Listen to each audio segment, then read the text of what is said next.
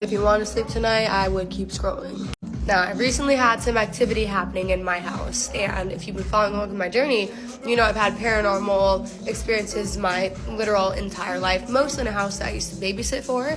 This time, there is something in my home. This is the first time in years I've had anything that I feel is not a good presence in my home. I'm really good about cleansing my space and keeping the energy good. I don't really know what's going on yet. I haven't even had time, effort, or wanted to put in thinking what this could possibly be. But let me tell you guys what happened to me last night. Sorry. So in my apartment, it's 2-bedroom, 2-bathroom, and the master bathroom recently, like, the knob on my shower broke, so I'm waiting for maintenance to order the new part for it. So it's been a few days and I'm just using the other bathroom. Thank God I have another bathroom, because in the main bathroom where the knob is broken, it's stuck on like the hottest setting, so it's really like too hot to shower. So I've been using the other shower, and the way this is laid out is like the guest bathroom's like right here, and then there's washer and dryer like right there, like in a little hallway. Then there's another room, another bedroom. So basically, when you're in that bathroom looking out and the door is open, you can see into the other bedroom.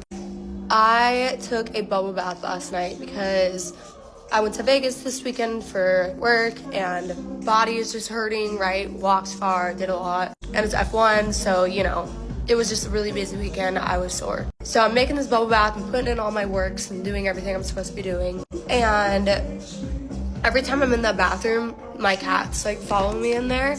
And sorry, that's when I was walking in. When I was like getting this bubble bath already, the cats like were waiting outside of, you know how I said like it's bathroom, washer and dryer, room. They're waiting like outside the hallway, and they were just looking like they were scared. I can't describe it, but I was like calling them because I'm like, they always follow me everywhere and they're being weird. I was like, you know, whatever. I leave the bathroom door open because it's just me and my man home, you know, I don't need to close the door. And I submerge myself in the water, right? I'm in the bubble bath, and I hear like a clicking sound, almost like but more like deep. It's hard to describe. I just heard like a clicking sound coming from that bedroom where I could see right into. However, it's nighttime, the light is off, and in my head I'm just like, oh my god, this is kind of the area where I heard that guttural like choking sound a few days prior came from like the kitchen bedroom area. And I'm just like, man. So I figure it might be my boyfriend, you know, so I call out to him. I'm like, hey, like, are you in there? Nothing. Clicking noise stops. Both of my cats are now in the hallway looking straight into that room, but their bodies are like crooked. It's like their heads are mostly looking in the room. They looked like they were afraid. And my dog is always laying in that room. My dog ran out of the room. I'm like, lovely. I'm trying not to look in the room because at this point I know I'm not stupid. This has been happening so much. I don't want to look. I don't want to be scared. Then I hear the choking sound again. It sounds like somebody is choking, but it's very deep and disturbing. It's not like a normal person. It sounds like something out of this world is like choking and gagging. I start freaking out. I start screaming for my boyfriend because I'm like, I'm just so not doing this right now. Like, I got scared. It's very rare for me to get scared anymore, but that really scared me. Then I hear like, sounds like someone coming. So I'm like, thank God, like my boyfriend heard me, right?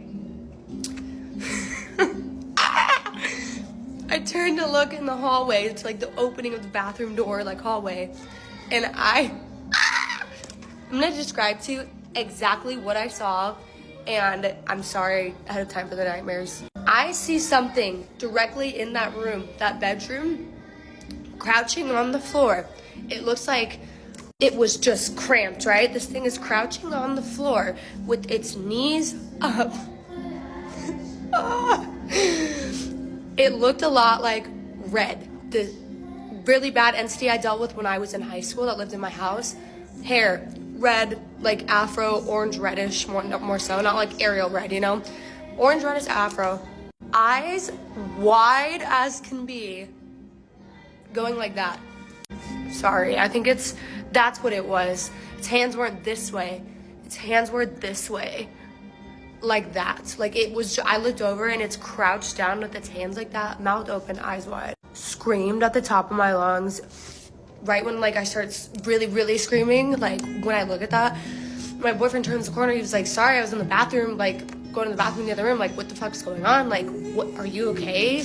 And I was hysterical. I literally got up out of this bubble bath completely soaked up, like wet still, soap everywhere, and I'm just like holding on to him, and he's like, what is my poor man, he's like, what's going on, like, what? Oh, here's the kicker. My boyfriend doesn't believe in paranormal stuff, right? Like it's not that he doesn't believe me, it's just one of those things where if you don't experience it, it's really hard to think that that's real, you know? As he's holding me, I start hearing the choking sound again. He turned around and looked in the room and was like, did you hear that? So, yeah, when I get home from work today, we're gonna be doing some serious cleansing of my house because that is not a sight I ever want to see again.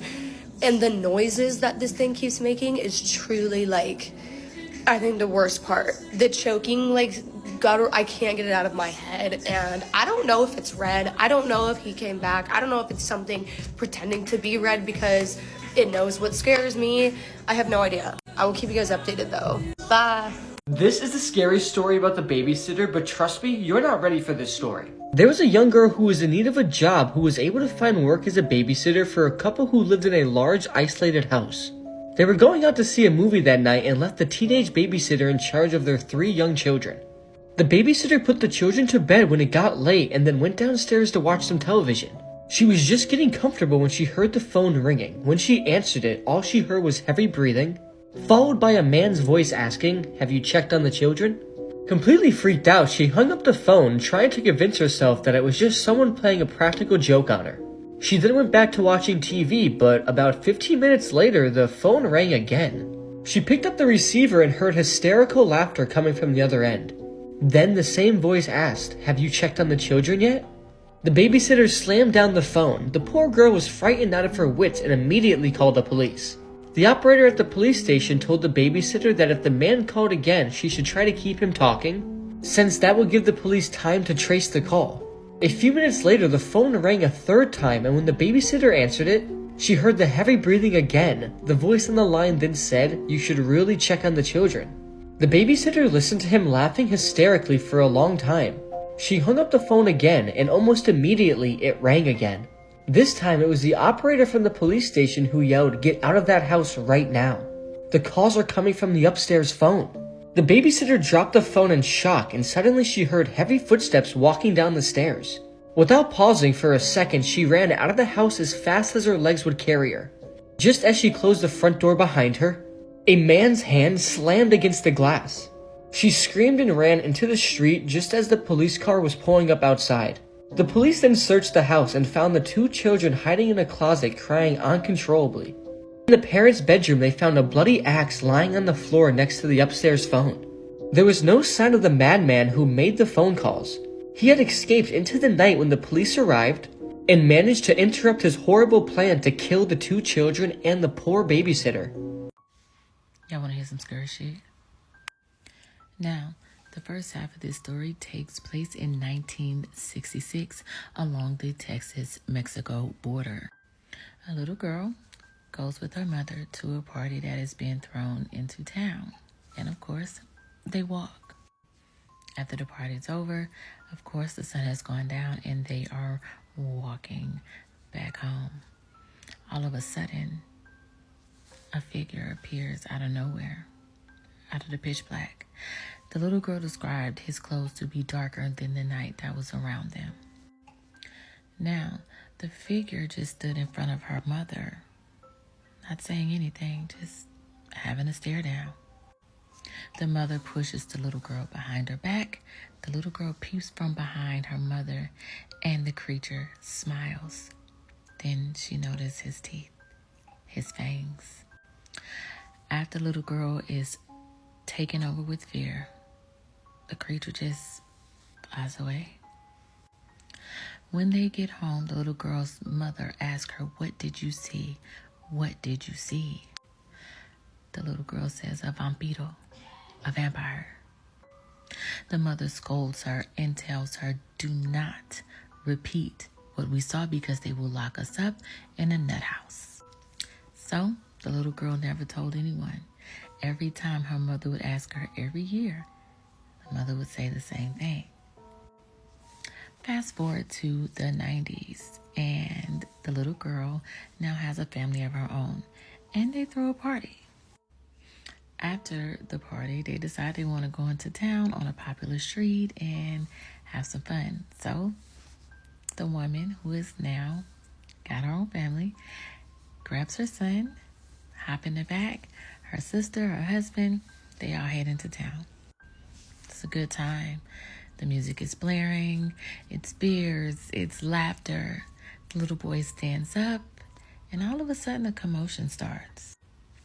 The little boy looks over and he sees what looks to be like the Elephant Man, a hunched over creature. Everybody is now taunting this thing and starting to crowd it, and a few of the men wanted to fight. The little boy says the creature does a single spin and turns back into this. Now, this creature assumes a fighting stance, like, let's go. Everybody starts to run off and get in their cars. Some people try to trace the creature, but they cannot catch it. The sounds that the creature made were louder than the car honks and all the yelling that was going on. Even a lady in the background yells, "Vampiro!" Vampire. After they are able to get away, the little boy sits, looks at his mother, and she's in complete shock. Later on, the little boy mother finally tells him that that was the same vampire that she had saw as a little girl. This vampire clearly either feeds off of fear or claims his victim for a later date. Now that is some scary shit. My neighbour's front door has been wide open for 2 days. I didn't think much of it at first. It was 5:30. I'd just returned home from work. When I saw that my neighbour's front door was open, I assumed that she was simply unloading something from her car. I went inside my own house and went through my usual after-work routine, going for a run, then making dinner for my wife, Alice, and me. It was only in the evening that I began to suspect something was wrong. I was taking our dog, Bailey, out for her final walk of the day. I put Bailey's harness on her as she excitedly hopped about, then the two of us stepped out into the cool night. After a few seconds, I looked up and noticed that the door to my neighbour's house, the one directly across the street, was still wide open. Also strange was the fact that despite her car being in the driveway, the house was completely dark. Not a single light on inside. I crossed the street. My neighbour is 20-something named Isabel. She seems like a sweet girl, but we aren't exactly good friends. Sometimes I give her lemons from our tree in exchange for figs. That's pretty much the extent of our relationship. Still, the sight of that open door made me uneasy. What if she had some kind of medical emergency and was currently unconscious or worse on the floor of her entryway? After a few steps up the driveway, the leash in my hand went taut. Looking down, I saw that Bailey had seated herself firmly on the ground, refusing to budge, even as I called her name and tugged on the leash. Her ears were pricked up, her eyes fixed on the house like she was waiting for something, though she wasn't growling. I was unnerved by her alert posture and her refusal to walk any closer. I let my voice close the distance between us on my neighbour's threshold. "Isabel? It's Brian from the street opposite. Can you hear me?" For a moment there was only silence. Then, just as I was about to drop Bailey's leash and walk up the steps to the house, there came a voice from the dark. "Hey, Brian," she said, before coughing once and then clearing her throat. "Sorry, I'm in the middle of dinner. What's up?" I breathed a sigh of relief. "Sorry, I just saw that your front door was open and I wanted to make sure you knew." Strangely, there came another long pause. I knew she was inside the house now and close enough to the door to hold a conversation with me, so what was the delay? "Isabel? Oh, you're so sweet to check in. Yeah, I know it's open. It's just been so hot today that I wanted to let the breeze in. I'll close it soon." "Of course. Have a good night then." "You too." With that, I tugged Bailey back down the driveway, and the two of us completed our walk. I returned home, happy that my neighbour was all right, and went to sleep. Saturday was a much-needed lazy day. Woke up at 10, ate the breakfast that Alice made. I spent some time in the backyard with her and Bailey. It was an overcast day, and by 3 p.m. or so, a light rainfall forced us back inside. Alice took a call from her sister, who lives at the edge of our neighbourhood, while I went to the living room to throw on some television. Except before I could get comfortable, I looked out the front window and was surprised to see that Isabel's front door was open again. Open again, I wondered, or was it never shut? I got up to close the window and studied the house across the street. The rain was coming down harder by then, so there wasn't a single light on inside of Isabel's house. I turned to look at Bailey, who was laying on a nearby couch, and saw that she was also looking out the window, ears pressed against her head. She glanced at me briefly, then refocused her attention outside. I couldn't tell if she was simply people-watching or if somehow she too could sense something wrong. Just then, Alice walked into the living room. She was no longer on the phone. She greeted me with a strange, almost nervous smile. "That was an odd conversation," she said, taking a seat next to Bailey. "Why, everything all right?" "I don't know. Clara saw a woman peeking into her house a few nights ago." "What?" "Yeah, creepy, right? She's not the only one. Apparently there've been a few reports on her side of town. Other people experiencing the same thing. Nothing stolen, no one hurt. At least that Clara knows of, but it's still pretty weird.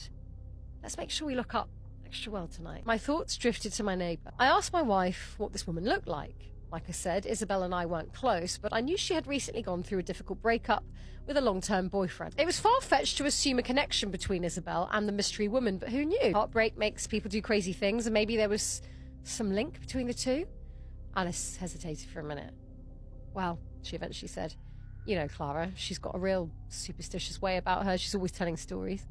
"What does that mean?" "Well, it means you've got to take this with a grain of salt." When Alice relayed Clara's description of the woman, I felt a chill run down my spine. Clara said that the woman was tall and gaunt, enough so that she originally mistook her for a man, and that her eyes looked unnaturally deep-set as though they were too far back in her skull. Apparently, when she saw Clara had spotted her, she had given Clara a big smile before retreating into the night. Apparently, when she smiled, she had too many teeth. I was silent for a moment, unsure what to make of Clara's morbid sighting. "Love, was Isabel's front door open this morning?" She considered my question as she pet Bailey. "I think it was. If nothing else, I figured I should at least tell Isabel to be careful." I put on my raincoat and headed outside, carefully making my way down the wet driveway. Once I made it to the sidewalk, I heard frantic barking coming from behind me. Turning around, I saw Bailey in the window, her paws resting on the sill, her growls and whimpers rising over the heavy rain. My wife appeared next to her a few seconds later. She attempted unsuccessfully to comfort Bailey, giving me a questioning look as she did so. I gave her a shrug in return and then crossed the street. I stopped at the bottom of Isabel's porch steps and listened. Like before, I could hear someone inside, and I couldn't exactly tell what was going on. I heard a deep, wet, ripping sound like something being torn. Also, like before, I couldn't see a thing inside the house. A voice called out from the dark interior. "Brian?" "Yeah, hello again," I said. I was only wondering in retrospect how she could have known it was me. "Listen, sorry to bother you again, but I wanted to tell you something. Do you mind coming out for a minute?" "Brian?" she repeated, tone almost reprimanding. "This isn't a good time. You always seem to catch me in the middle of a meal." "Oh, it won't take long," I tried persuading, and she didn't respond. "Isabel, there's been some suspicious activity around the neighbourhood recently. I know you like to keep the door open for the breeze, but maybe you ought to keep it shut today." "Oh, but I'm so comfortable here on the couch.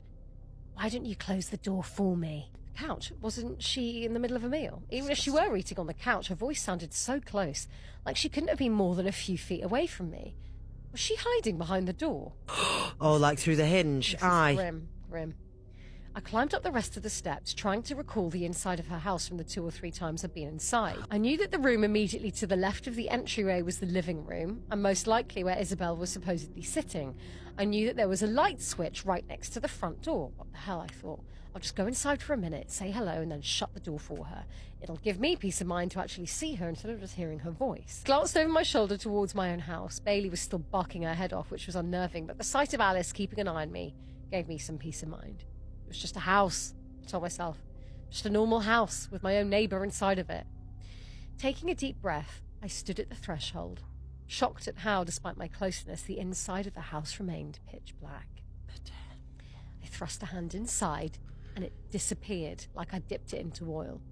As I groped around for the light switch, my fingers brushed against something solid. something fleshy. I jerked my hand back, certain that I'd just touched a person. "Isabel?" I asked from the darkness, and then from inches away came the sound of laughter. The laugh was deep, gravelly and mocking, and it did not resemble my neighbour's voice in the slightest. Before I could react, I heard the quick pitter-patter of footsteps against wood. It grew quieter and quieter, and I realised that it was the sound of someone running away from me. After a few seconds, I thought I heard a door open and shut in the distance, the back door perhaps. Again, I stuck my arm inside, and this time I was able to find the light switch. I turned on the light and was relieved when the interior of the house revealed itself to me. A normal entryway, with a normal coat rack and a normal shoe rack. No eerie intruders in sight. However, the relief was short-lived, because when I stepped inside the house, I turned to the left, walked into the living room, and was greeted by the sight of my neighbour. Oh dear. Or at least, what was left of her. Oh, someone's been chomping on her. She was splayed out atop a couch. Oh? Her head lolled off to the side, her empty eye sockets and toothless, wide-open mouth looked like 3 holes had been dug into her face. Her face itself was red, not as I initially thought because it was covered in blood, but because it was missing its skin. She had been flayed, not only her face, but her arms and the top part of her torso. It looked like someone had been methodically working their way down her body until I'd interrupted them. Paralysed by fear and confusion, I stood in place. I waited to wake up from this nightmare. I waited for Isabel to walk in from an adjoining room and tell me that I was looking at a Halloween prop. I waited for a dangerously long time, and then I staggered out into the rain. When I returned home, I immediately called the police, though I had trouble putting what I'd seen into words. They arrived quickly, took my analysis statements, and then went across the street to investigate. It's been days now. They haven't told me anything, despite my repeated calls to the station. I can't get answers. I can't sleep. I can't eat. I just keep replaying the discovery over and over in my mind's eye. The voice, the feeling of brushing against a body in the dark, and of course, the sight of that poor girl's mangled corpse. I have too many questions to count, but 3 rise above the rest. Who the hell was I talking to? How did they sound so perfectly like my neighbour? And why is it that every night since I found the body, Bailey hasn't stopped sitting by the front door and growling? What the fuck was that? Bro! What's going on around you? I don't know. I'm frozen. I am frozen. Did the window Sean. break? The devil defended my grandmother from her abuser. Before I begin, even if you believe these stories or don't believe these stories, because obviously I cannot confirm these are true because I wasn't there, I do want to give you a trigger warning. This does talk about domestic violence. So if you're sensitive to topics like this, please just scroll away. So this story was told to a girl by her grandmother. This happened to her grandmother when she was very young. At the time, she was pregnant and had already had 2 kids with a guy she had married. This guy was horrible. He was a drunk and he would beat her and even sometimes grape her. Obviously, she says that her grandmother now knows that she should have left him a very long time ago, but it was around those times where you get sent off to get married and basically you're supposed to stand by your man no matter what. And even if she tried to leave him, she at the time was fearful that the people in the town would just look down on her and take his side, so she was very afraid. So there was a night where her husband got to the house and again was drunk just like any other fucking day.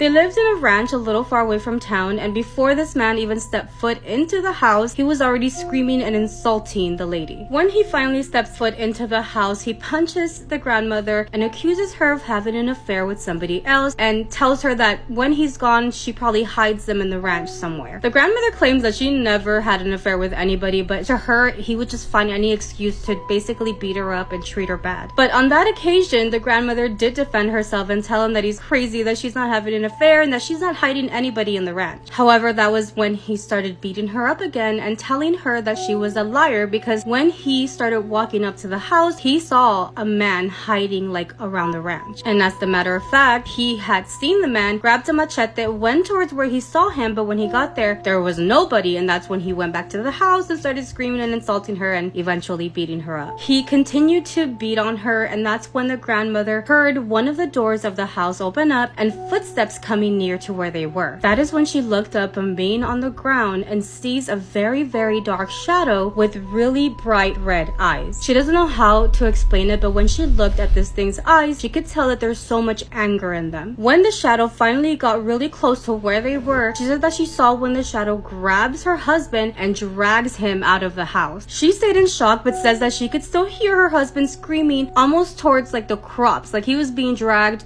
through the crops. In that moment, she got up, she went out of the house, and I mean, she was still like, what the fuck is going on? Because this shadow has taken her husband. She said from afar, she can still see where that shadow and her husband were moving, and they were moving away from the farm, and she doesn't understand why she didn't just turn around and go into the house, but she decided to follow. She decided that she was gonna go and save her husband. Couldn't be me, but let's keep going with the story. So she decided to follow, and as she followed, she noticed that they stopped when the land met the river. And as she got closer, she could see that this shadow with the red eyes was drowning her man in the river. I know they say don't ever wish anything bad on people, but she was terrified that her husband was gonna die, and she got close to where they were, and that is when the figure saw her and actually backed away from the man. She actually pulled her husband out of the water and says that he looked terrified.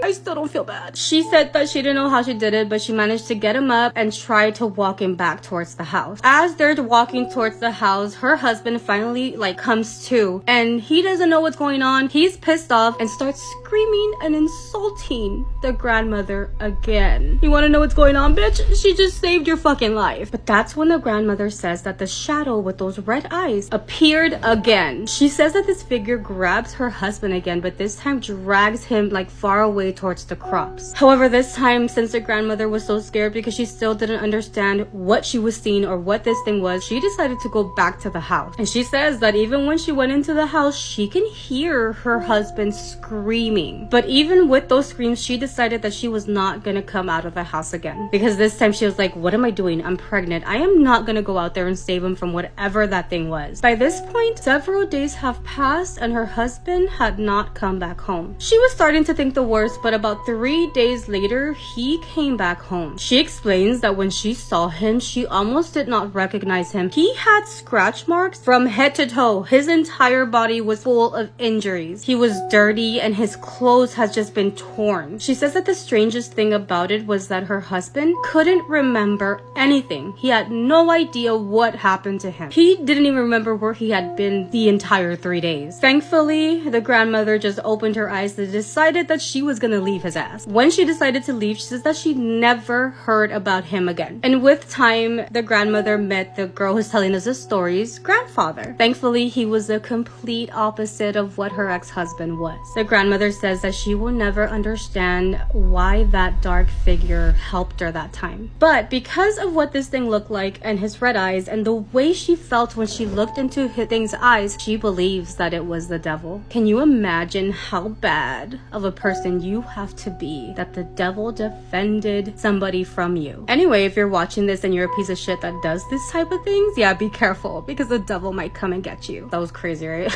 I shouldn't say this, but be scared, bitch. Okay, I need to chill, but what do you guys think? This is said to be one of the scariest videos on the internet right now. Watch it and let me know what you think. And she is fed and feisty. What are you doing, baby? Okay, so I fed her. I will feed the barn.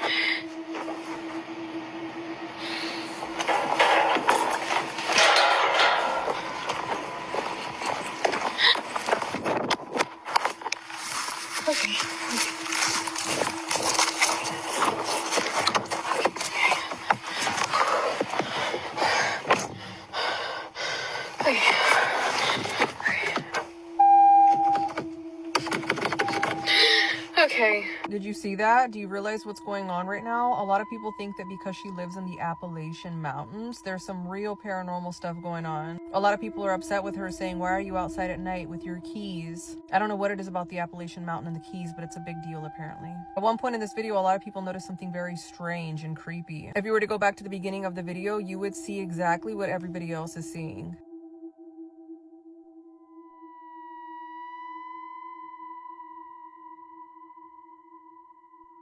Do you guys want to hear a story about a guy who saw the Mothman in Appalachia, had a horrible experience, and then had some type of special agent show up to his house afterwards? So back in the 1970s, a guy named Reese lived in this tiny West Virginia community called Addison. It was the kind of place where everybody knows everybody, and the river was basically the town's backyard. So Reese wasn't a very social guy, so after work, he would just take his tiny little motorboat out on the Ohio River and he would fish. Now, he would do this long after the sun disappeared behind the hills. One night, near an area that locals called Brian's Run, basically a lonely pocket of woods pressed right up against these old railroad tracks, he was just packing up when he hears this sound echoing across the water. It didn't sound like an animal or a person, it was like something in between, he said. He said it was like this long broken cry that rose and fell like it was in pain. Thinking that somebody may be hurt, he guided his boat towards the shoreline, but the closer that he got to the shoreline, the weirder the sound got. It was like something was trying to communicate but failing. So he ties his boat, he grabs his flashlight, and he steps into the dark trees. Now up ahead, he sees what looks like this tangled mound of brush or branches. So at first he's thinking this is just a collapsed tree limb, right? But then it shuddered very slightly, almost like something was breathing underneath it. So he raises his flashlight to get a better look, and before the beam even reached it, the entire pile just lurches upward in one movement, like something was literally unfolding itself from the ground. As he's watching this happen, a rush of air just slams into him. He said that it literally felt like his bones were rattling. His flashlight then flies out of his hand because of this gush of wind, and then he sees something. He only sees the outline of it, but it's impossibly tall, human-shaped, but wrong. He said it had broad shoulders, enormous wings tucked behind its back, two burning red eyes reflecting the faintest bits of moonlight. At this point, he's like, I do not need to see any more. F this. He turns around, he starts running through the branches, and he is running so fast that these branches are whipping at his face. And then behind him, he hears another cry, louder though, sharper, and he swore he could hear wings beating against the air above the treetops, following him. He finally bursts into the road, he gets onto the roadside, he's shaking, out of breath. Minutes later, a trucker drives by, and he flags him down, and he's like, can you please give me a ride back to town? I have to get out of here. So the trucker gives him a ride home, he gets home, he goes to lay down in bed that night, he cannot sleep that night. But oh, it does not end there. The next morning, Reese calls a friend, and it's the only person that he trusts enough to believe him. Now, after talking to his friend, him and his friend drive back to the site to go get his boat, because remember, he had left his boat there. When they reach the shoreline, his friend just stops dead in his tracks, because where the boat should have been, nothing but blackened wooden ribs, still warm like they had burned recently. There's no sign of a campfire, no discarded matches, there was no sign that anyone had been there at all. Just a perfectly burned out boat. Now, Reese at this point is very upset, and so he decides he's going to go to the sheriff. Now, as he's talking to the sheriff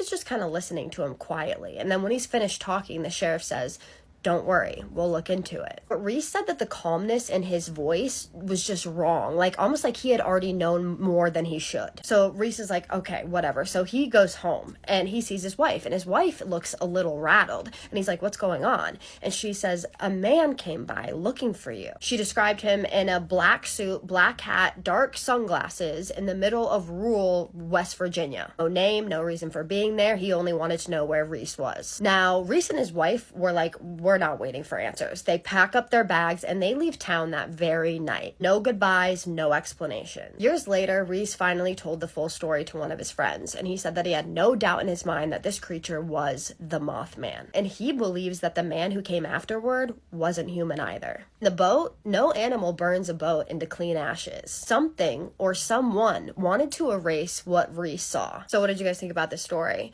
Number one, I do have to credit the original poster. It came from Addison, West Virginia, Mothman encounter, and it was shared publicly online. I'm not sure exactly where. It was like Spooky Appalachia or something. I do not like retelling stories without giving the person credit, so I will try to tag them in some way, or I will put it in the caption. This is a real encounter though.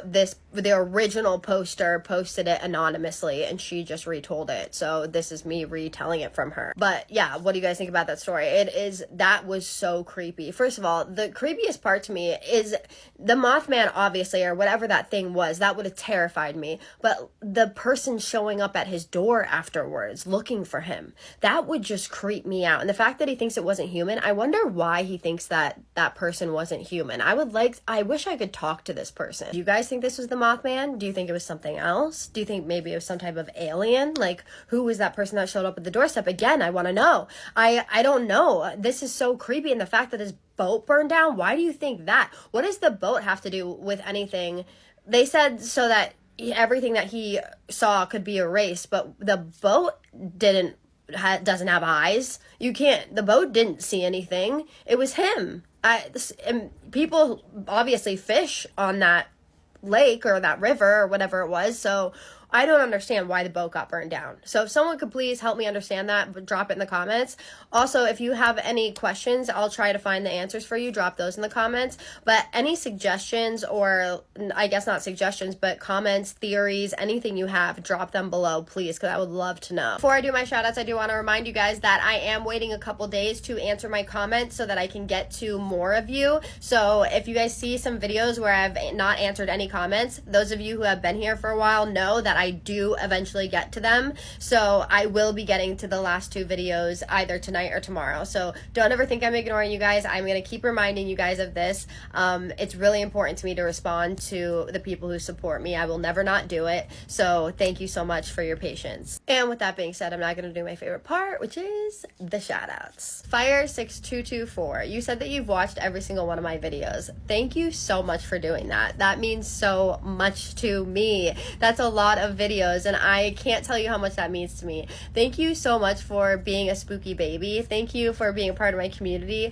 Thank you for commenting and pushing out my videos. Thank you just for being here. I hope to see more of you. I hope you know I appreciate you. I love you. Jacqueline Reyes, MCMXC. I hope I got that right.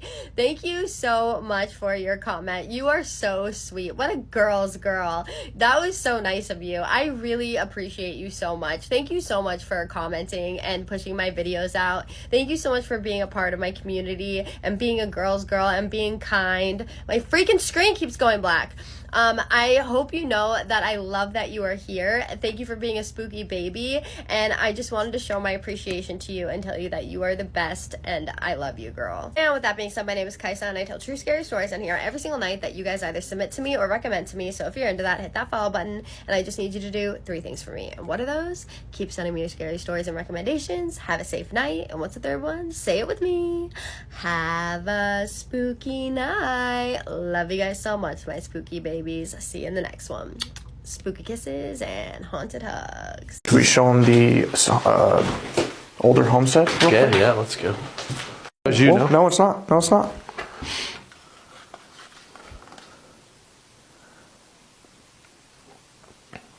Was that you?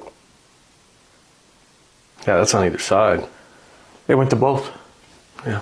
El Chavo del Ocho, a show millions grew up watching, has a dark secret behind it. A simple story about a boy who lives inside of a barrel, surrounded by laughter and unforgettable characters. But behind that cheerful neighborhood, there are rumors of something far darker. Because while the series made people laugh, it also came with its fair share of eerie mysteries. Beloved on-set characters described the sensation of being watched. Objects would reportedly move on their own, and strange shadows were also seen walking across the set when no one was there. Then comes the disturbing legend of The Lost Episode, a highly unnerving episode said to have aired only once near the end of the show's lifetime, where the neighborhood looked darker, almost abandoned.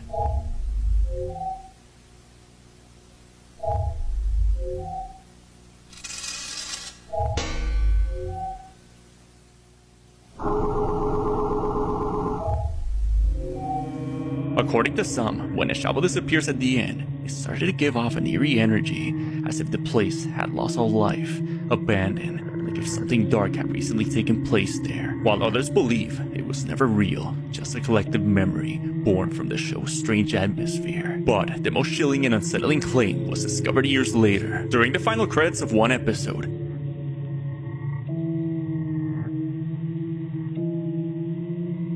As the camera pans across the courtyard, we can see this pale, lifeless face.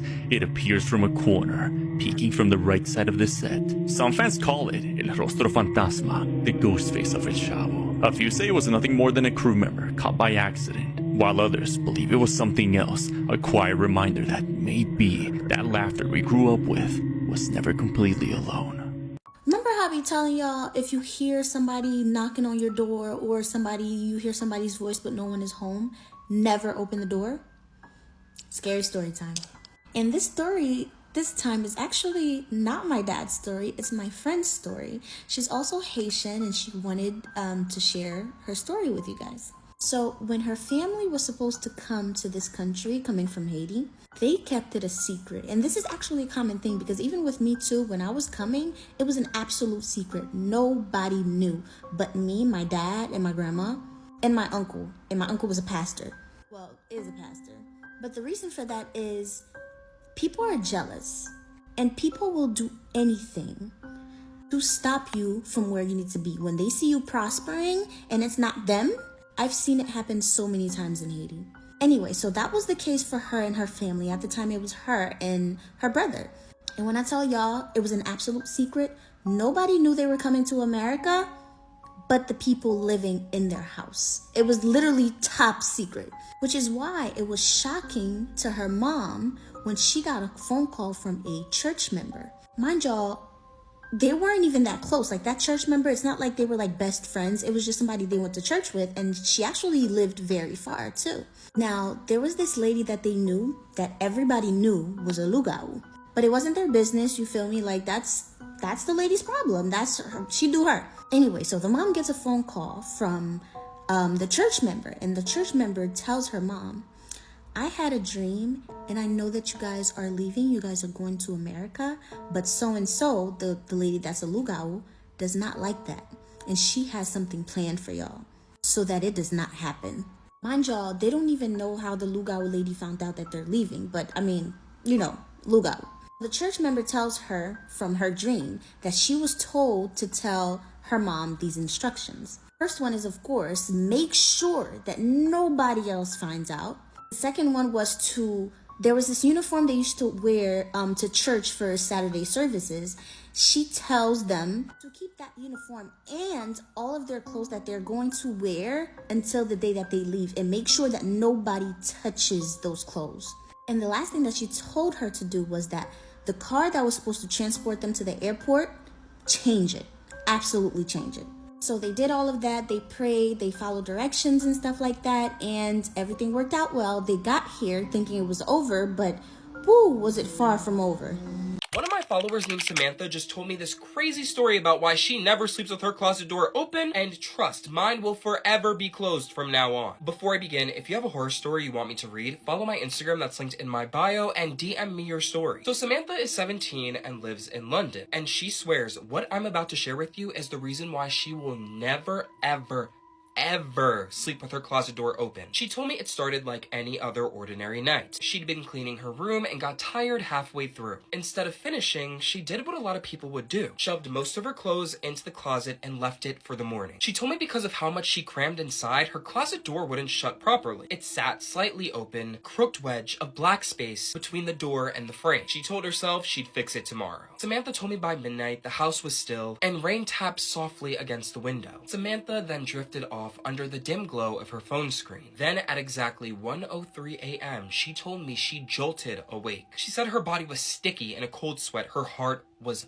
pounding. She sat upright, blanket clutched in her hand. For a moment, she thought maybe she just had a nightmare until she noticed the room. It was silent, but not a normal silent. It was a heavy, suffocating silence. The kind where you feel like something is holding its breath with you. She told me her eyes darted to the closet. The door she'd left a little bit open was now opened up wider, and in that darkness of a gap, Samantha told me she swears she could see a head popping out. At first, Samantha thought she was still blinking. She blinked, but it didn't go away. It was a shape, hunched wrong, like a person, but not a person. Leaned just enough so that its face, if you would even call it a face, was peeking past the edge of the door. She told me she could see its fingers, long, bony, grayish, wrapped around the wood of the door frame as if it was anchoring itself there. She could see its nails or claws curved and dark. Its skin looked stretched thin like paper burned at the edges. Its head was too narrow, too tall, and twitched ever so slightly as if it was adjusting to look at her. Samantha then said she heard it. She heard breathing, but it wasn't her own. It sounded heavy, damp, and was echoing in her ear. It was the kind of breathing that carries heat even across the room. She told me it didn't speak, it didn't move, it just stared at her and was breathing. Samantha froze and she told me she couldn't scream. She couldn't even reach for her phone. All she could do was sit there and stare back. The seconds dragged. Her heart was racing, but she felt as if her body was just stuck in place. 5 minutes passed like hours, just her and it. She said it was like two beings caught in a silent standoff. Then she told me slowly the door swung shut. Not fast, it didn't slam, but it shut. She said it was as if whatever was on the other side had decided to hide again. The sound of the door latch clicking broke her trance. She told me she shot up out of bed so hard that when she stood up, her knees were wobbling. She told me she then flicked on the light and her closet door was completely closed. That's when her stomach dropped because she had knew that she left it open. And there it was, neatly shut like nothing happened. Samantha said she didn't want to wake her parents and she didn't want to seem like she was overreacting. So she did the only thing she could think of. Samantha told me she grabbed a belt off the ground, looped it around the knob, and opened the door from a distance. She told me nothing jumped out and nothing lunged. She told me inside the closet was the same chaotic pile of clothes that she had stuffed in there earlier that day. No one hiding, no entity. Just a mess of clothes and hangers and the faint smell of her perfume. But she told me the air from her closet felt different. It was colder and she could still feel eyes even though she couldn't see them. She dropped the belt, shut the door, and sat back on her bed shaking. Samantha said from that night on, she never slept with her closet door open ever again. She said she doesn't care what anyone tells her. She knows what she saw. She saw a demon peeking, watching, and waiting. And the worst part is she still remembers the sound of its breathing. She told me it still feels like it's tucked somewhere, just out of sight, waiting for another chance. Let's read some more scary stories that were sent to us.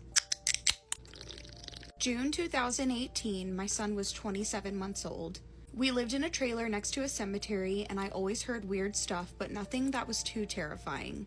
My husband worked the night shift, so I laid down my 3 kids, and my baby slept in the same room as me. As I drifted off to sleep, I swear I saw his soul leave his body. It was like watching it rise up. We had this huge closet, and it was like his soul went into the closet. I got up and followed it, I don't know why, and suddenly the closet door closed and it was dark. And I heard a pow pow, and my chest got hot. I hit the ground. It felt like I had been shot. Somehow, I ended up back in my bed and could still physically feel the burning from a shot. I turned my light on in a panic and there was absolutely nothing. My son was still asleep in his bed. This trailer had something in it. Sometimes you could hear a baby crying, and I wasn't the only one who heard it. My whole family heard it as well. Bottles would often fly off the counter and hit the doors like someone threw them. I was so glad when we left that place. Burn it to the ground. When I was around 8 or 9, me and my mom lived in an apartment and we had an older neighbor. My mom and I went on a trip, and when we got back, we both had a weird feeling, so we asked the people working at the apartment if our neighbor had died. And they said yes, he passed away in the hospital. So later on, like 5 months later, spooky things started happening. My Alexa would start playing music on its own, my Xbox would turn on by itself, and paper towels would randomly be all over the place. So my mom and I decided to buy a Ouija board, and when we used it, it spelled out my neighbor's name. Shortly after that, we moved out. That's so sad that their neighbor passed away. And I do wonder if it was actually the neighbor talking through the Ouija board, because you never really know who you're talking to on those things. Thank you all so much for sending me your stories, and thank you to everybody who's been sending me your stories. I am so excited and so appreciative and grateful that I'm growing on all of my platforms right now. This is exactly what I want to do. And I love reading y'all's scary stories. I love doing my podcast. I love hearing y'all's feedback on my podcast and my videos. I am busy. Y'all are keeping me busy. I'm getting DMs on TikTok, Instagram. I'm getting emails, and I appreciate it so much. Okay, thank you. And episode 5 of my podcast will be out tonight at midnight, and it is a good one, if I do say so myself. So make sure to check that out. There's something much worse than a Wendigo. Now that is called a Witchcraft. Witchcraft is a old Native American legend from the Pacific Northwest up into Canada. They are these terrifying cannibalistic creatures, essentially the cousin to the Wendigo. Now, the Witchcraft is a creature that represents someone who has been cursed. Often, these beasts are a result of someone who craved the power of the Great Spirit animal, but it couldn't control it. And it was turned into a Witchcraft as punishment. Now, they also believed that one could become a Witchcraft if they were to break some sort of taboo of their culture. If they were photographed, if you even spoke the name of Witchcraft, you could essentially be cursed to become this creature. Now, this story comes from the 1800s in the Pacific Northwest. There were these 4 loggers, and they happened to find themselves caught in the middle of this horrible snowstorm. So they managed to find this old abandoned cabin, and they took refuge inside. So they build a fire, and they get some soup going, and they sit around and they eat. Well, they could hear the winds howling and hitting the house. They could see the snow just coming down outside, and it was just this terrible blizzard. So eventually, they all 4 go to bed. They lay down and fall asleep. In the middle of the night, one of the men in the group, he wakes up, and when he looks over, he notices the front door is open.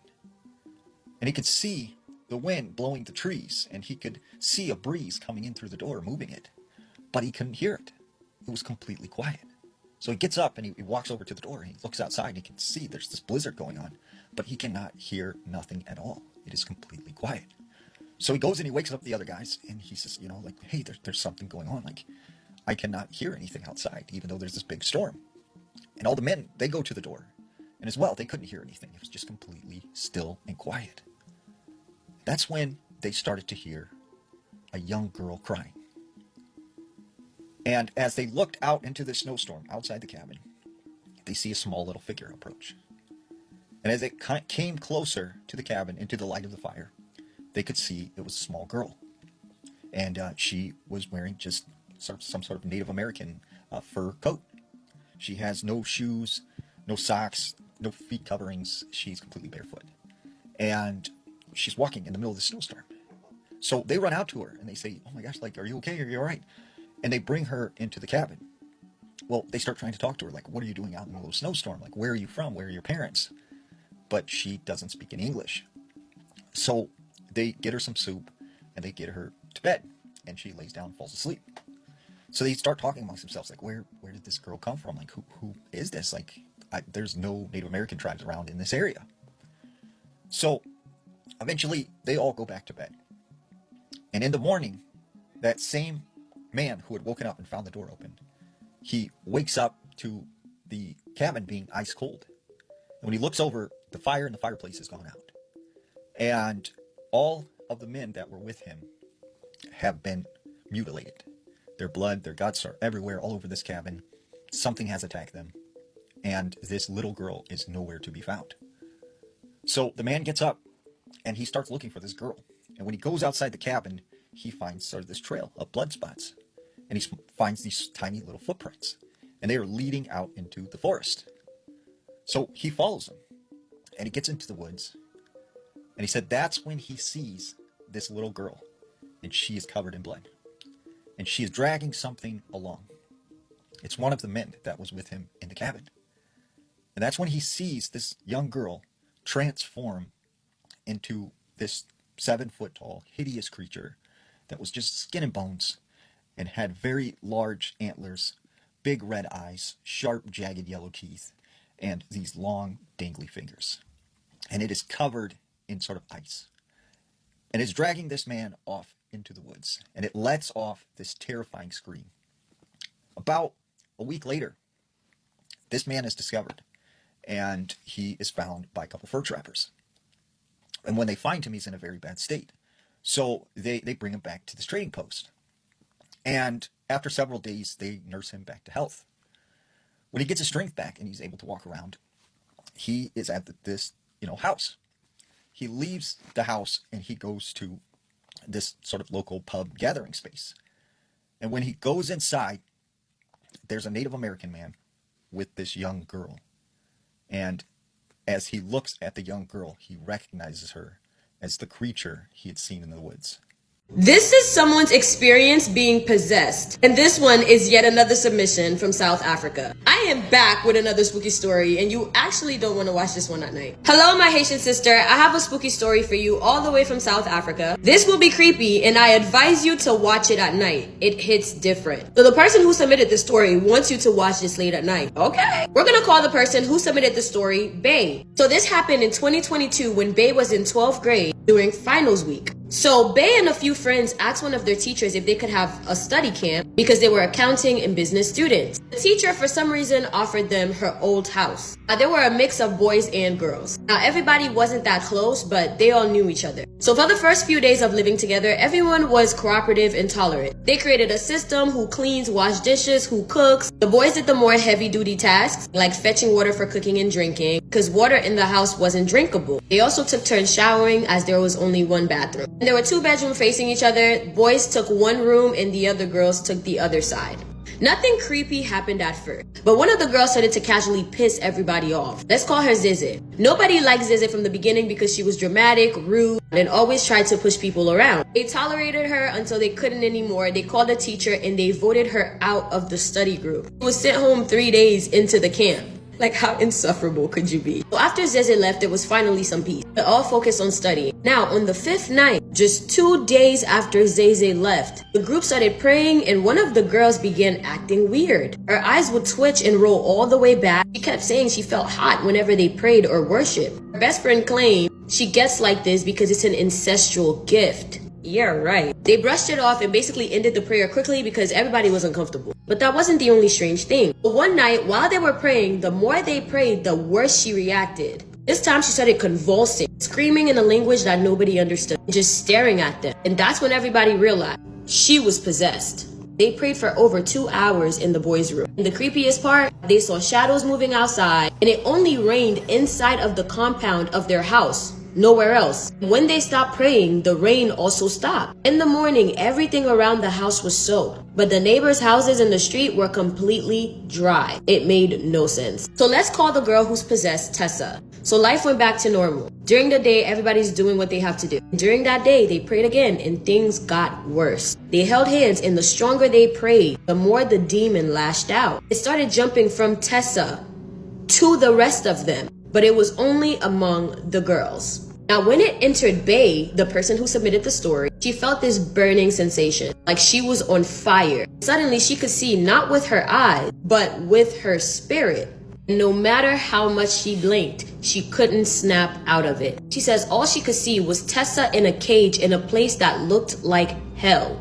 Everything was burning and souls were being tortured. Every time she ran to her to open the cage to save her, she turned into a demon, she being Tessa. Whenever she tried to run towards the light or portal to escape, Tessa would transform again. At this point, Tessa is fighting to open her eyes. She could hear everybody praying louder and louder. But she finally snapped out of it. She was crying. Everyone was scared of her. And when she explained what she saw, everybody was just looking at each other and looking back at her, horrified. Another girl got possessed next. Let's call her Ginger. What she described scared everybody so badly that they had to kick her out the room as everybody continued praying, as it rained with thunder and lightning. So from the kitchen, Ginger calls out to everybody, claiming she saw a dark shadow and blue light enter the girl's bedroom. So when Tessa's friend finally walks in, something told her, check one of the girl's food parcels. And inside this unopened cereal box, she found brown coins. Everybody freaked out and called a nearby pastor. Luckily, the boys knew a man of God who lived close by, came and prayed for all of them and talked to Tessa while she was possessed. And the pastor said that this demon was put on Tessa by a family member to destroy her. And he warned them, do not pray with that girl, only for yourselves, because whatever was inside of her could destroy everybody. So Tessa leaves and everybody just tries to forget that night. Since none of them had exams the next day, they decided to unwind the evening. It was getting dark and everybody was doing a little smoke session, and most everybody that was there joined. They had Russian beers and 3 big rolls. And once everybody was smacked, strange things started happening again. They couldn't say it was hallucinations. Tessa was standing in the corner saying weird things and looking at them in a way that didn't feel human. For some reason, this is all that this person submitted. There's no part 2. This is all they submitted. Thank you guys so much for watching this spooky story. If you have a spooky story that you want me to tell, feel free to submit it to me right here on TikTok or on Instagram. If you want better, longer, and spookier stories, subscribe to my YouTube channel. And I want to say thank you all my abducted humans for all the birthday wishes. You guys made me feel so special this weekend. From your favorite Haitian homegirl.